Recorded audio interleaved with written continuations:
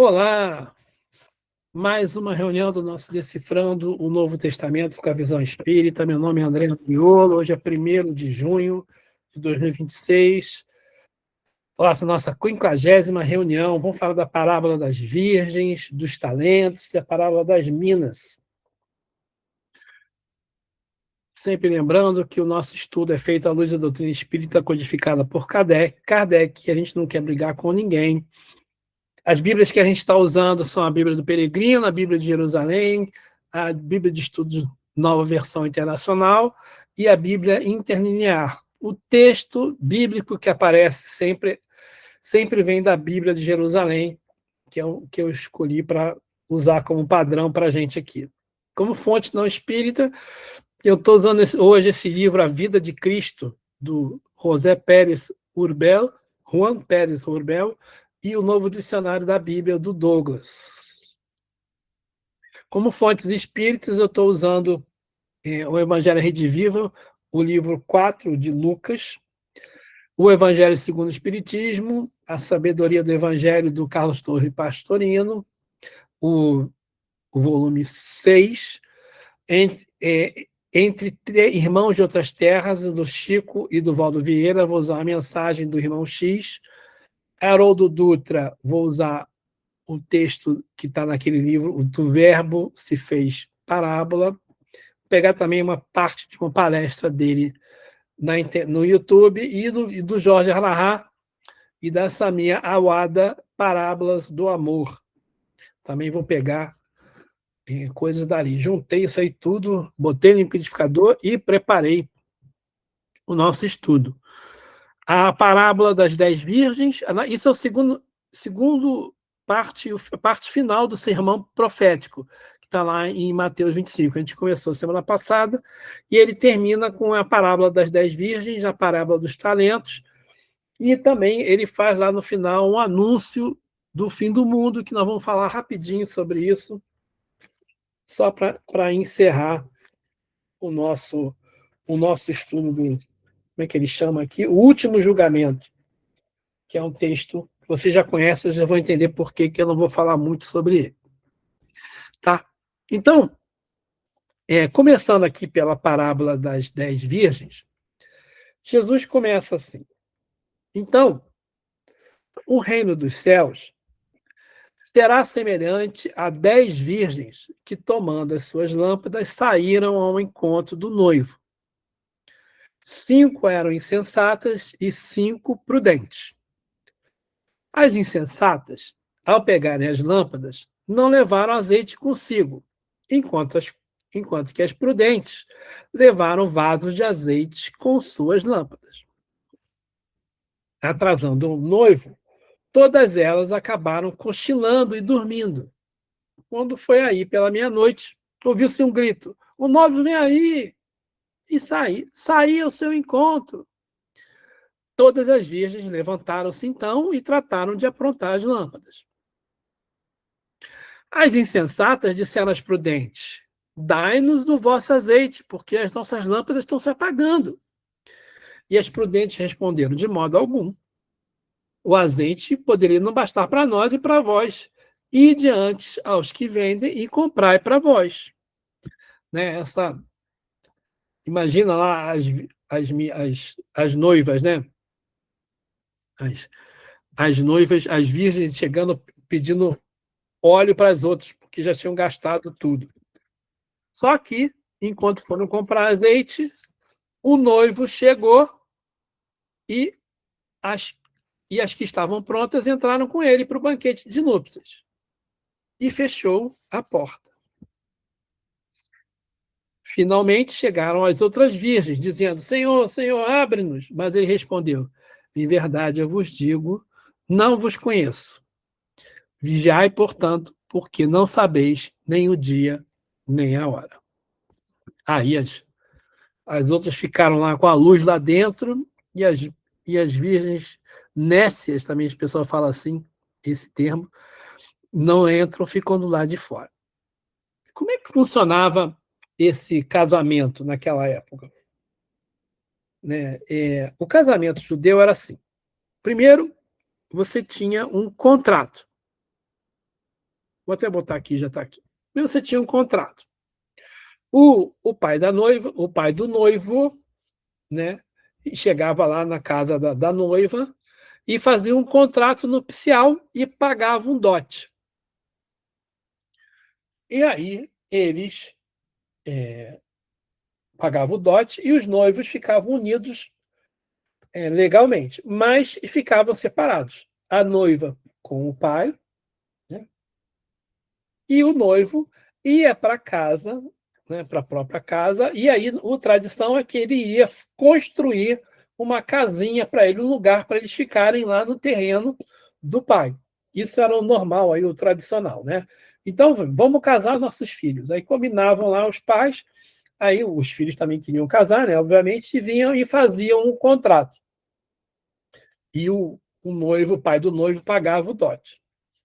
Bom, e aí, enquanto isso, demorava um tempão, tá? Demorava um ano.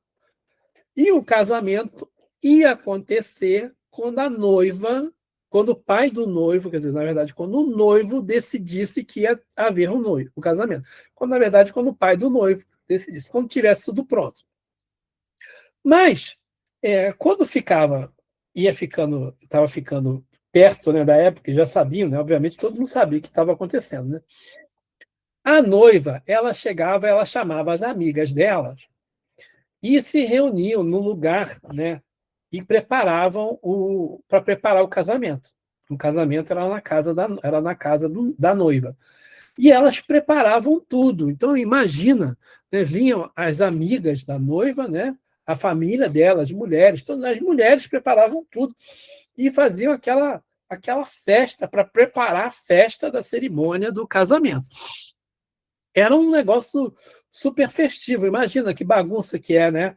Para o pessoal da época se reunir lá e preparar, esperar o casamento. Né? Então, existia um suspense, porque só o pai da noiva determinava o horário do casamento, o momento do casamento. E aí, o casamento hebraico, né, ele tinha essa característica de incerteza do tempo, mas a certeza de que eles iam ficar juntos. Não sabiam quando, mas sabiam que iam ficar juntos. E tinha que ficar todo mundo preparado. Né? A noiva e as meninas, as amigas delas, todas preparadas para a cerimônia. Então, todo mundo ficava preparado para acontecer o casamento. E aí acontecia que o noivo, né, o pai da noiva, mandava um precursor, alguém para ir na frente. Esse alguém que ia na frente falava: eis o noivo, né? Saiam, né? Como é que ele usa aqui? Saiam para. Está na hora de vocês saírem, né? Para a festa, vem todo mundo para a festa. Então ele mandou o precursor. Então esse que era a simbologia, essa que era a história do casamento. Mas vocês repararam que Jesus usa usa o número 10, né? O número 10 ele é um número meio traumático para os hebreus na época, segundo isso aqui eu achei interessante, porque isso está no Pastorino, isso está no texto do livro do Haroldo Dutra e está no texto do livro do Elahá, e está, obviamente, na palestra que eu pesquisei lá do Haroldo Dutra na internet. É que o 10 simboliza para os israelitas, para os hebreus da época, um número de ruim. Por quê? Antes eram 12 tribos. Quando houve a divisão entre das 12 tribos de Israel, 10 tribos ficaram no norte, as tribos do norte, da Samaria. E 2 tribos ficaram no sul, a Judéia. Né? As tribos do norte, na verdade, é Israel, né? Capital Samaria, e as tribos do sul era a tribo capital Jerusalém. Então, ele usou esse nome de 10, né? 10 virgens. Então, Jesus já começou ali, ele sempre provocando o pessoal ali, lembrando a Samaria, né? E aí, né, outra coisa que acontecia no casamento é que o casamento era a coisa mais íntima que se podia ter na época. né? Antes, por exemplo, ninguém ficava nu na frente do outro. A coisa mais íntima que se podia ter é ficar nu na frente de outra pessoa. Isso só acontecia depois do casamento, né? Então, o casamento ele era uma coisa muito, muito íntima. E era o píncaro da intimidade. Era como dividir a vulnerabilidade. Você pelado, você nu, você não tem, você está mais vulnerável. E aí você só acontecia isso no casamento, né? Se você fora do casamento, você tem a tenda, né? A hospitalidade era uma estratégia de preservação da vida, né? Para os hebreus na época que eles estavam lá no exército, que eles eram um povo nômade, mas existia esse costume de não fechar a porta. Os hebreus não fechavam a porta, eles aceitavam todo mundo que chegava, eles só trancavam a porta de noite. Durante o dia, a porta das casas ficava aberta, porque eles tinham essa história da hospitalidade. Porque eles, como um povo nômade, eles precisavam da família, vamos falar assim, né? Da tribo, de todo mundo estar ali junto, para eles poderem sobreviver, se proteger.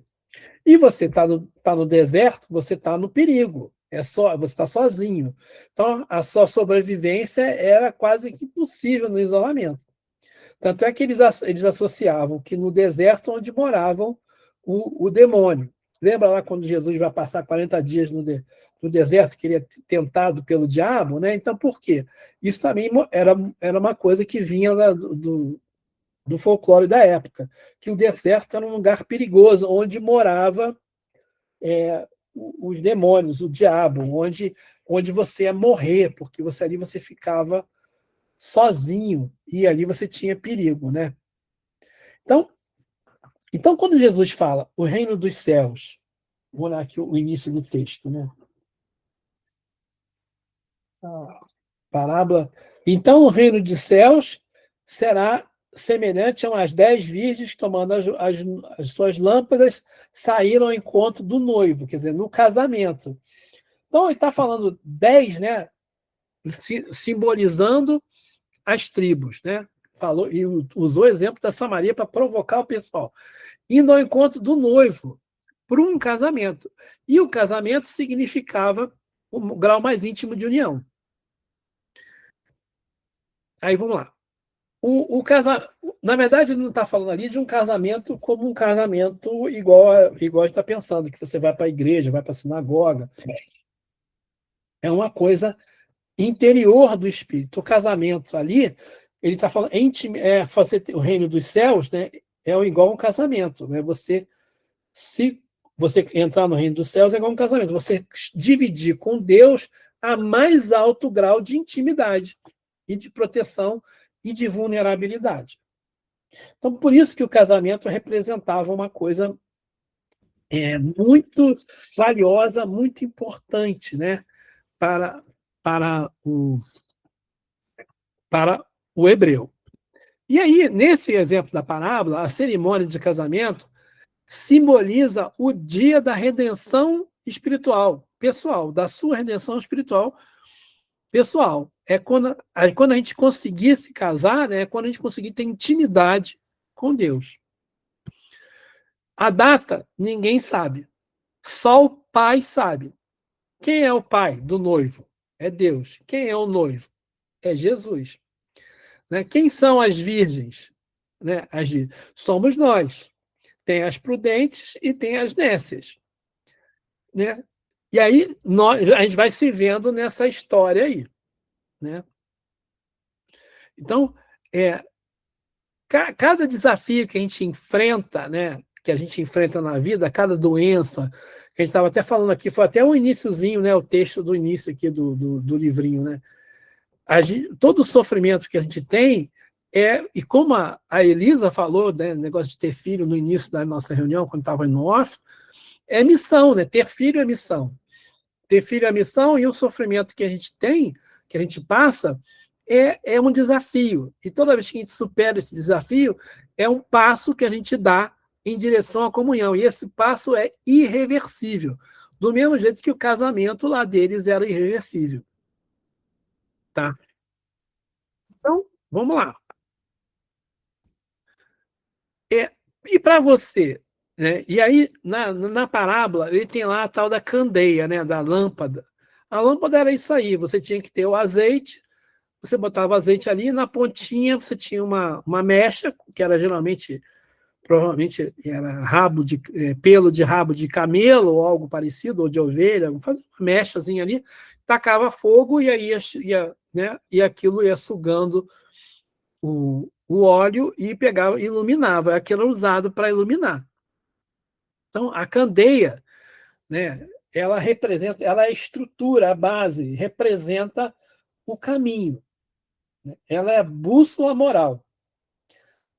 A candeia representa ali a consciência da direção onde você tá indo. Então, a candeia, olha, eu preciso ter estrutura, preciso saber onde eu estou. A luz, o clarão, representa o resultado, a iluminação interior. A clareira mental é a verdadeira paz de espírito. E o azeite é o combustível, representa a experiência, a sabedoria extraída por esmagamento de suas próprias lutas, angústias e superações. Então a gente vê, né, quando você olha para isso, para essa parábola, o que eram aquelas as 5 mulheres, as 5 virgens que tinham combustível e as 5 que não tinham. Né? O que era o combustível? As, as que tinham combustível aproveitaram as experiências, elas tinham sabedoria. As outras receberam instrução, mas não aplicaram, não guardaram. Elas não tinham estoque, não tinham estofo, não tinham combustível para manter a luz acesa. Então, essas precisaram ir lá aonde vendia e comprar a sabedoria. Né? E o que significa, como é que você compra o azeite? Como é que você compra experiência? Você pode encontrar, sei lá, os pregadores, ou o próprio Jesus, ou até a Bíblia, ou o padre, ou o pastor, e você pode pegar toda a informação com ele, mas se você não trouxer aquilo para dentro, né, você não vai ter luz, você não vai ter iluminação interior. Né? Então você não vai ter combustível. Então, a gente até pode estar usando a candeia, por exemplo, do espiritismo. Eu sei o caminho que eu vou. Eu vou usar o espiritismo. E eu pego a informação nos livros espíritas, nas palestras, um monte de lugar. Né? E eu pego tudo isso, só que eu não boto dentro do meu coração, eu não vivo aquilo. Então, essa sabedoria fica faltando, falta azeite, falta combustível. Né? Então, isso é um motivo, inclusive, por que as prudentes disseram não no pedido do azeite. Por quê? É intransferível. Esse óleo é íntimo. Os líderes, os mestres, os livros podem, no máximo, mostrar a luz da candeia deles. Mas o seu combustível espiritual precisa ser prensado nas suas próprias batalhas. Por que prensado? Como é que era feito o azeite? O pessoal pegava a azeitona, juntava o azeite de oliva, dava aquele bando, quantidade enorme de azeitona, eles tinham umas prensas, eles iam torcendo, né? A prensa vai espremendo aquilo, e aquilo vai saindo o óleo. E aí esse óleo era usado para acender as lâmpadas. Né? Então ele está comparando ali também, né, o combustível. Você conseguiu o combustível, você precisa ser prensado nas batalhas da vida, prensado nos problemas, nos desafios, nas dificuldades. Né? É ali que a gente vai sair o sumo, né, do nosso progresso espiritual. A gente precisa passar por isso. Então, o óleo é íntimo. Então, não dá para transferir, é impossível delegar. Você não pode terceirizar a sua redenção. Ninguém vai chorar suas lágrimas, nem vai extrair a sabedoria das suas provas de expiação. Cada um precisa passar pela sua. Olha só que coisa interessante, né? Então a gente às vezes tem ilusão da salvação, né? Ah, eu vou entrar ali naquela, naquele lugar ali, e depois que eu entrar ali, se eu fizer tudo que me mandarem, eu estou salvo. Né? Não é, a gente não consegue isso na praça de alimentação no shopping. Se eu doar não sei quanto para construir aquele templo ali, não sei das quantas, eu vou estar, eu vou alugar um terreninho no céu. Não é assim, né? É um processo que ele fala que é vital, né? É uma coisa íntima, inegociável, que a gente precisa jogar fora o homem velho e fazer o homem novo. E para fazer isso, você tem que destruir o que você tem e reconstruir, destruir o homem velho e construir o homem novo. Então, o óleo, ele não dá para transferir. E aí as imprudentes, as nécias ou as imprudentes, pediram o óleo para as prudentes. Eu falei, não dá para eu te encontrar, eu te dar isso. Vocês têm que ir lá onde vende. E onde é que vende? Nos mestres, nos líderes, nos livros, né? No conhecimento que você quiser, espiritual, da onde você quiser pegar. Mas não é, não é basta apenas conhecer, você precisa ter aquilo íntimo. E aí, quando elas vão, quando elas voltam com a luz, já não dá mais tempo. Aquelas já foram, tem que esperar o próximo casamento, né? Então, né, o óleo da autonomia, né? A evolução não pode ser terceirizada. Um líder religioso, um guia, um médium, não pode apenas mostrar a sua própria candeia e narrar como adquirir o seu óleo. É por isso, é isso mesmo, né? A gente lê esses livros, né? Eu estou lendo de novo o Paulo Estevam. E aí você começa a ler aquela história. Eu estava vendo o sofrimento do Estevão, né? Logo no iniciozinho do livro. Na verdade, nem está tanto no início, já estou lá pelo um terço do livro, mas o sofrimento, o que ele passa, as dificuldades que a família dele, ele e Abigail passam, né? No final ele vai ser apedrejado. E Paulo vendo tudo, vendo, né? E, e, e aí você vê o que sofrimento que aqueles espíritos, né, elevados, aquele espírito elevadíssimo, né? Aquele tinha o combustível. Né? E a gente fica olhando aquilo, olhando, a gente pensa assim, poxa, é bonito, dá vontade de chorar, mas eu não passaria por aquilo tudo, não, daquele jeito, não. Eu não ia, né? Porque a gente ainda não está lá. Né? A evolução é assim, eu não estou nesse estágio. E não vai dar, não é assim que funciona. Você não vira santo de um dia para o outro. Então, toda vez que você encontrar alguém que virou santo de um dia para o outro, desconfia, porque provavelmente não está 100% ainda consolidado isso aí. Mas deixa para lá, esse é outro papo. Né? Então, essa parábola é um convite à responsabilidade. Ele fala que é adulta, autonomia espiritual. Sem autonomia espiritual, a fé degenera em idolatria e dependência. Então eu começo a idolatrar alguma coisa ou alguém, né, e depender de alguma coisa ou de alguém. Fulano falou, meu guru, não sei o que, a gente vai por aí. Né? E isso não é autonomia. Né? Então, o que essa parábola também traz para a gente? Isso também está lá no Evangelho segundo o Espiritismo. Né? Ela é um convite incessante à vigilância. A gente não pode depender do óleo emprestado. Né? A gente tem que assumir a responsabilidade pela nossa evolução. Aí, como é que a gente evolui? Transformando dor, experiência em patrimônio moral. Alinhar mente e coração, abandonar a religiosidade mecânica. A fé adulta, a fé raciocinada, exige sinceridade, questionamento e relacionamento real e afetivo com o divino. É interessante, o Haroldo Dutra, quando ele chega nessa parte na palestra dele, Ele fala assim, poxa, eu gosto de assento espírita, eu vejo, pedem para fulano fazer a prece.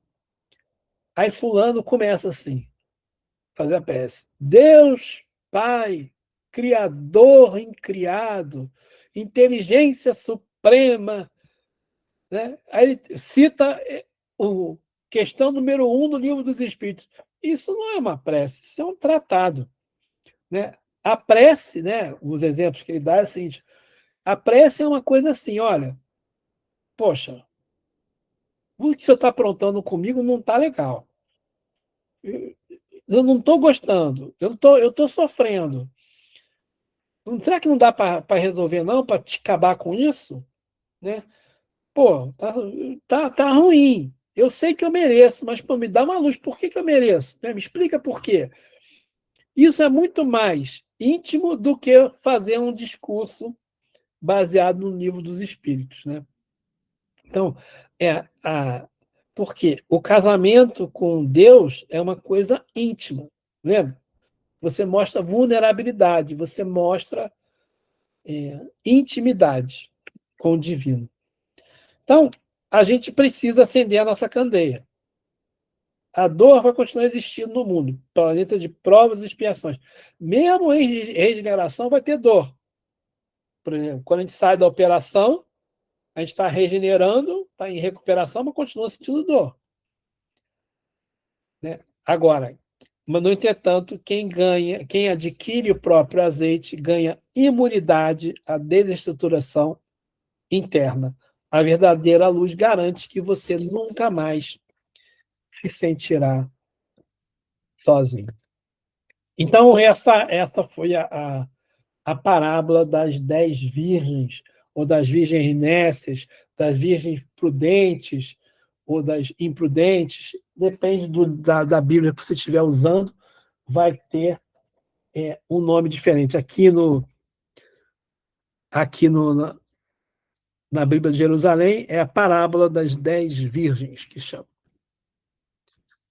A próxima, logo depois, vem a parábola dos talentos. A gente está em Mateus, capítulo 25. Né? Ele faz a parábola das virgens e depois entra a parábola dos talentos, que todo mundo conhece. Todo mundo sabe essa aí. Né? Eu até fiquei de não fazer, achei que ia passar em diante, porque é uma das mais conhecidas. Essa é a do semeador. Né? O semeador saiu a semear. Todo mundo, toda reunião espírita, todo estudo espírita sempre trata da parábola dos talentos, ainda mais na evangelização infantil, sempre fala muito. Mas existem algumas coisas interessantes. Um erro muito comum é a gente achar que um talento é uma moeda. Na Babilônia, no Império Romano, era uma unidade de peso. Isso eu já fiz até quando eu estudei isso lá naquele estudo aprofundado da doutrina espírita, né, nós estudamos e começamos a falar sobre isso. Lembra aquele do 1.000 talentos? 1.000 talentos é uma quantidade enorme de ouro, é uma quantidade enorme de dinheiro, é impossível, bilhões, é uma coisa superlativa. E aqui também, um talento era mais ou menos 30 quilos de prata, um talento de prata. Né? Então, receber um talento era assim, na verdade, uma coisa muito pesada, né? É uma coisa grande, era uma carga, um patrimônio imenso. Né? Então, assim, os talentos eles eram patrimônios, responsabilidade espiritual e de magnitude incalculável. Eu vou pegar aqui, que eu esqueci de marcar, de separar. Mas vamos lá. A parábola dos talentos é assim. Né? Um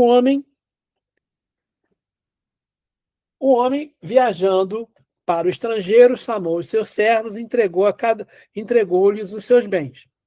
A um deu 5 talentos, a outro 2, a outro 1, a cada um de acordo com a sua capacidade. Então, para um deles deu 5, para o outro deu 2 e para o terceiro deu 1 talento. O que recebera 5 talentos saiu para trabalhar com eles e ganhou outros 5. Da mesma maneira, o que recebera 2 ganhou outros 2.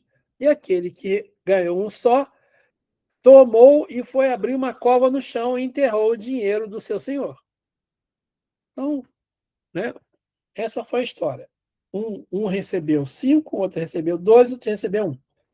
Os de 5, o de 2 dobraram e o de 1 enterrou e guardou. Depois de muito tempo, aquele senhor, o senhor daqueles servos, voltou e pôs a ajustar-se com eles. Aí chegou lá, ó, cada um foi dando o que dizia, né? Muito bom, servo fiel. Aí, quando chegou o terceiro, falou: Senhor, sabia que era um homem severo que colhes onde não semeaste, junto onde não espalhaste. Assim, com medo, fui enterrar meu talento no chão. Aqui está o que você me deu. Respondeu o Senhor: servo mau e preguiçoso. Sabias que colho onde não semeei e que ajunto onde não espalhei? Pois devias ter depositado meu dinheiro com os banqueiros, e ao voltar receberia com juros o que é meu. Tirai-lhe o talento que tem e dai-o àquele homem que tem 10. E aí, né, essa é a história que todo mundo conhece, né? Então vamos lá. O que podem ser os talentos? Vamos pensar. 5 talentos. Saúde, riqueza, habilidade, discernimento, autoridade. Imagina que você recebe isso, né? O outro recebe 2 talentos, inteligência e poder. E o outro recebe só um talento. Qual é o talento dele? Né? A dor, a lâmpada sublime de iluminação espiritual. Né? Tudo que a gente recebe é temporário. Então, cada um recebe o seu quinhão aí. Eu vou chegar lá, vou abrir mais um pouquinho, mas vou andar mais um pouquinho. Né? E o administrador fiel, ele fala da lógica do amor. Você tem um crescimento exponencial. Né? Ganhei outros 5. Você botou 5, ganhou 5. Na lei de Deus, quem recebe uma semente deve gerar milhares de frutos. Porque quando a gente planta, por exemplo, uma couve, dá um exemplo aqui. Né? A gente foi lá no horto municipal, a gente comprou aquelas sementinhas, tinha uma sementeira, a gente plantou. Não foi couve, não. Foi couve. A gente plantou couve. Aí deu aqui aquela sementeira, é igual uma caixinha de ovo, né? Você bota terra ali, bota a sementinha, aí regou, começou a brotar, aí a gente foi transferir para o canteiro. A gente não sabe, né? Quando você planta ali uma sementinha, você não sabe quantas folhas de couve vai dar. Você começa a ver a brotar, você sabe que vai render, que vai crescer, mas você não sabe quantas folhas de couve vai dar. Depois, num certo tempo, cresceram lá as couves e os pombos e os jacus fizeram a festa, não sobrou couve nenhuma para a gente.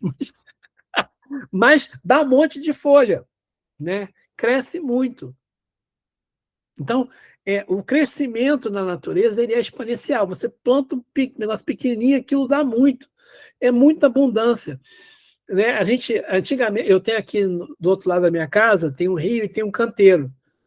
E aí a gente começou a plantar no canteiro. A gente plantou umas roseiras, plantou um monte de coisa, bastante planta lá. E as roseiras, eu falei das roseiras, aquelas rosinhas pequenininhas, aqueles arbustos, então um monte de rosa. Aí um dia eu saí e reparei que está faltando alguma coisa. Aí eu olhei, fui lá olhar de perto, tinha 2 buracos no chão, levaram 2 roseiras, tinham 3 roseirinhas plantadas lá, alguém foi lá, arrancou as roseirinhas inteiras e foram embora. Né? Aí a Flávia falou, poxa, se tivesse batido aqui em casa, não te dava, que tem aqui dentro também. Mas vou lá e plantou de novo, porque a natureza ela é muito abundante, não precisa roubar. Né? Se você souber fazer, vai plantar lá uma mudinha, vai crescer muito. Né? Então, assim, e a gente não precisa roubar. Né? O amor, né? O amor de você criar uma planta vai sempre te dar um retorno. É a mesma coisa. Né? A mesma coisa com as coisas que a gente recebe. Aquele que recebeu, por exemplo, só um talento, mesmo que seja dor, ele tinha que trabalhar aquilo com amor. Né? Então a gente tem que ter coragem de investir no próprio coração, coragem de investir na própria pessoa. Né? E aí o administrador infiel é aquele que tem medo. Ficou com medo e escondeu o talento na terra. Ele tinha aquela ilusão da justiça estrita, né? O leite italiano, assim, você devolve um por um. Você faz uma coisa errada, olho por olho, dente por dente, né? É um por um. E aí, se você enxergar Deus de maneira com medo, você vai pensar assim, olha, é um por um. Então ele ficou, eu como tenho medo de você, eu vou enterrar meu talento, não vou fazer nada. Pelo menos eu não faço nada errado. Né? É o egoísmo, é a recusa em colocar o dom, o seu próprio dom a serviço do próximo. Tem uma outra parábola, chama Parábola das Minas. Essa parábola está em Lucas, capítulo 19, versículo 11 em diante. Então, essa parábola de Lucas, ela é muito parecida com a dos talentos, mas eu achei até melhor do que a de Mateus. Né? E ela fala assim, Jesus acrescentou uma parábola porque estavam perto de Jerusalém. E eles pensavam que o reino dos céus se manifestaria imediatamente. Então, Lucas diz que os discípulos achavam que quando Jesus estava se aproximando de Jerusalém, era porque o reino dos céus ia acontecer ali agora. E Jesus ia fazer algum passo de mágica lá, alguma coisa, e as coisas e o reino dos céus ia se instalar. Aí Jesus falou: o homem de nobre origem partiu para a região longínqua a fim de ser investido na realeza e voltar. Então, esse homem partiu para se tornar rei e depois voltar. Chamou 10 servos, deu-lhes 10 minas. Deu-lhes 10 minas e fazei-os render até que eu volte. Ora, os seus cidadãos os odiavam e enviaram atrás dele uma embaixada para dizer: não queremos que esse reine sobre vós. Quando ele regressou, após ter recebido a realeza, mandou chamar aqueles servos aos quais havia confiado dinheiro para saber o que cada um tinha feito render. Apresentou o primeiro e falou: Senhor, tua mina rendeu 10 minas. Uma rendeu 10. Muito bom, muito bem, servo bom, disse ele. Mas uma vez que mostraste fiel no pouco, recebe autoridade sobre 10 cidades. Veio o segundo e disse: Senhor, tua mina produziu 5 minas. Também disse a este: tu também fica à frente de 5 cidades. Veio outro e disse: Senhor, eis aqui a tua mina, porque depositei num lenço, porque tive medo de tu, porque és um homem severo. Tomas o que não depositaste e colhes o que não semeaste. Então o rei falou: servo mau, julgo pela tua própria boca. Sabias que sou homem severo, que tomo o que não depositei e colho o que não semeei. Por que então não confiaste meu dinheiro ao banco? Na minha volta teria recuperado com juros. E disse aos que lá estavam: tirai-lhe a mina e dai-lhe aos que têm 10 minas. Responderam-lhe: Senhor, aquele já tem 10 minas. E ele responde: digo-vos, a quem tem será dado, mas aquele que não tem será tirado até mesmo o que tem. Quanto a esses meus inimigos, que não queriam que eu reinasse sobre eles, trazei-os aqui e mata todo mundo. Então, é uma parábola igualzinha, né? A mesma coisa, só que em vez de talento, é mina. Então, esse homem de nobre origem viaja para virar rei e dá as moedas. E cada moeda, na verdade, representava naquela época 100 dias de trabalho. Então, o cara, imagina, eles receberam 1000 dias de trabalho de dinheiro, né? E faz render. Então, vamos pensar. Né, o irmão X, no livro, naquele livro que eu esqueci o nome, que eu coloquei lá na frente, eu já vou pegar o nome do livro.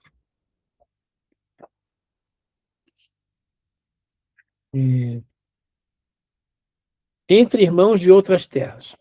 O irmão X, ele conta a história de um rabino lá no plano espiritual, e esse rabino, ele fala dessa parábola. Ele fala assim, ao primeiro servo, ele deu dinheiro, poder e conforto. Ao segundo servo, ele deu autoridade e inteligência. E ao terceiro servo, ele deu o conhecimento espírita, a luz da verdade. Olha só. Então, aquele que recebeu dinheiro, dinheiro, poder, conforto e habilidade e prestígio. O primeiro deu dinheiro, poder, conforto, habilidade e prestígio. O segundo, inteligência, autoridade, e ao terceiro, o conhecimento espírita. Então, para dar 10 aí. Então, o que acontece? Aquele que ganhou dinheiro, poder, conforto, habilidade e prestígio, esse cara conseguiu trazer trabalho, progresso, amizade, esperança e gratidão. O segundo, que tinha inteligência e autoridade, ele conseguiu cultura e experiência. E o terceiro, que recebeu conhecimento espírita, ficou intocado. Ele não queria se misturar com os outros, ele só estudou o espiritismo. Ele ficou preso naquilo e não multiplicou o seu conhecimento, né? Então, o capital que foi emprestado, né? Dinheiro, poder, habilidade, inteligência, autoridade. Ele conseguiu trabalho, progresso, habilidade e gratidão. Né? Trabalho, progresso, gratidão, e o outro conseguiu cultura e experiência. Então, a verdadeira evolução da gente acontece quando a gente pega os bens que a gente tem, os bens espirituais que a gente tem, o capital recebido, e multiplica. Não dá para a gente ficar guardando, né, o que a gente tem. Então, o terceiro servo foi confiado com um bem maior, segundo a parábola, segundo o texto aqui do irmão X. Né? O conhecimento espírita. Mas a luz da verdade, né, também expõe a responsabilidade. É maior o tesouro, por isso exige maior comprometimento. E se a gente ficar com medo, né, qual é o pretexto? Ficou com medo, porque sabe que a lei divina é severa e cobra segundo as leis. Então eu não vou fazer nada. Eu não vou fazer nem bem nem mal, eu vou ficar quietinho aqui. Mal eu não faço. Eu me lembro que eu conheci um expositor, ele falava assim, não, eu falei, mas poxa, você podia melhorar a tua exposição? Fala, não, eu leio o que está aqui no livro do Evangelho segundo o Espiritismo, porque errado eu tenho certeza que eu não vou errar. Então ele não ia avante, não estudava mais, com medo de se arriscar e falar besteira. Se a gente falar besteira, alguém vai lá e corrige. Né? Então a gente não pode. E era assim na vida dele tudo. Tudo que ele fazia era tudo dentro dos certos limites. Né? Isso era uma dificuldade que essa pessoa tinha. Né? Porque ela tem medo da responsabilidade. Se acomoda para evitar o trabalho de corrigir amando. Por que corrigir amando? Que Deus sempre manda para a gente o corretivo dos nossos erros com amor. Nunca é com punição, com mais dor. Né? E aí o veredito, segundo aqui o texto do irmão X, é que esse terceiro servo lá preferiu o conforto do silêncio à dor do serviço. Escondendo, ele conclui assim, escondendo a riqueza que te emprestei, não só perdeste pelo temor de sofrer ou de ciliar, como também prejudicaste a obra deficitária de teus irmãos. Cujos dias no mundo, vou continuar aqui o texto dele, cujos dias no mundo teriam alcançado maior rendimento no bem eterno, se houvesse recebido o quinhão de amor e serviço, humildade e paciente que lhe negaste. A omissão dele afetou o todo. Faltou aos outros discernimento e a caridade que o servo deveria ter doado através do seu exemplo e esforço. Faltou a caridade. Por que eu entrei nisso? A caridade, né, o último texto lá né, do discurso escatológico, né, do discurso profético, é o último julgamento. O que, que é o último? O que, que fala no último julgamento? É quando Jesus fala assim: toda vez que eu tive fome, vocês me alimentaram, né? Toda vez que eu tive frio, vocês me agasalharam, né? E toda vez que vocês fizeram isso com alguma pessoa na rua, fizeram isso comigo. É quando Kardec usa esse texto para falar: fora da caridade não há salvação. Porque é exatamente a parábola dos talentos, a parábola das 10 minas. Porque esse texto do último julgamento vem logo depois da parábola dos talentos. É Jesus falando para todo mundo: você não pode ficar se escondendo, você tem que trabalhar, você tem que sair para ajudar os outros. Você não pode se omitir, né? Você não pode causar dano à obra coletiva, né? Você precisa sair dessa paralisia do medo, né? Tem aqui um exemplo, né? Imagina, Deus dá para a gente 10 talentos, um monte de 10 talentos, não, 10 minas, né? 10 moedas. E aí, dinheiro, poder, inteligência, conhecimento espírita. E a gente multiplica o bem, com trabalho, com progresso, com amizade, com cultura, com experiência, mas toma cuidado, se você ficar com medo, né? Ficar no cantinho aqui com medo, escondendo a tua moeda, né? A lei de responsabilidade vai trazer para a gente, vai abrir uma cobrança, né? Uma cobrança que a gente não sabe quando que vem. É igual a história do pai do noivo. A gente não sabe quando o noivo vem. A gente precisa estar preparado, né? Então, o reino de Deus exige esforço, tempo, né? Não dá para conseguir isso de uma vez para outra. E a gente é administrador temporário do patrimônio divino. E a gente tem que fazer tudo para render frutos, né? Para a gente poder trabalhar nesse progresso, né? Que é o que a gente precisa fazer. Então, tudo o que a gente precisa fazer estando aqui na Terra é multiplicar os nossos talentos. Qual é o seu talento? Cada um tem o seu. E toda vez que a gente trabalha multiplicando nossos talentos, ensinando para os outros, passando para os outros, criando empregos, criando renda, criando coisa boa, criando ciência, né? criando progresso material e moral, a gente está trabalhando na construção do bem, a gente está multiplicando exponencialmente os talentos, as moedas que a gente recebeu. Semana que vem, a gente vai começar Mateus capítulo 26, Marcos capítulo 14, Lucas 22 e João 12, que já o finalzinho do Evangelho, né? Vamos começar com a ceia pascal, né? A última ceia. Vamos ver se a gente consegue falar nela ainda na semana que vem.